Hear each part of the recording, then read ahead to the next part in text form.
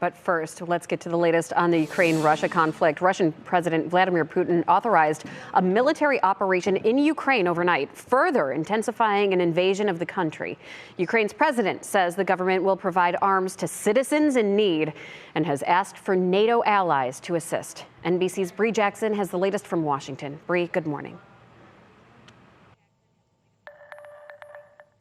Good morning, Maureen. Well, we're just getting information from Ukrainian officials. They say dozens of Ukrainian soldiers died, mostly from an airstrike and rocket strikes this morning. President Biden will speak with G7 leaders today to discuss severe sanctions against Russia and is expected to deliver remarks to the nation. Ukraine under fire this morning.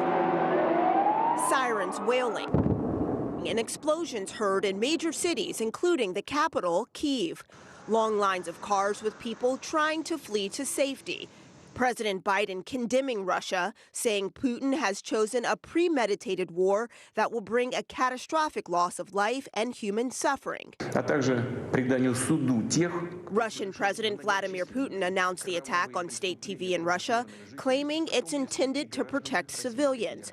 During an emergency meeting, members of the United Nations Security Council pleaded for peace. At the exact time as we are gathered in the council seeking peace, Putin delivered a message of war. He made a decision for a special military operation in the Donbass. So I call on every one of you to do everything possible to stop the war. Ukraine's president declaring martial law, allowing curfews and the seizure of property, saying the future of Europe's security is being tested. The U.S. vowing support. We're doubling down on our assistance to Ukraine itself, making sure, as we've already done, that we're providing additional security assistance, diplomatic support, economic, humanitarian support. And reassuring NATO allies. The world will hold Russia accountable. The White House says today it will announce significant new actions to punish Russia. And later today, members of Congress will receive a briefing on the situation in Ukraine. Maureen? And Bree, how did this play out in real time? Can you give us a timetable on the events overnight for anybody who obviously was sleeping?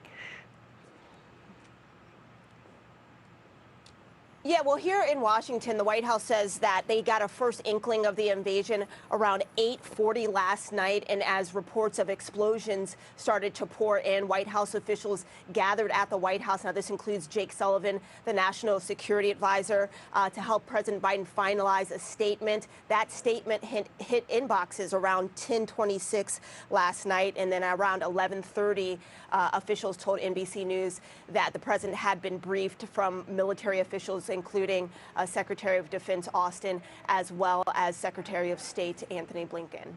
All right, Bree, thank you so much for the update. We'll be following it throughout the day, throughout the coming weeks, especially. We have a huge Ukrainian community here in Northeast Ohio. We will be following that for their friends, their family that's over there.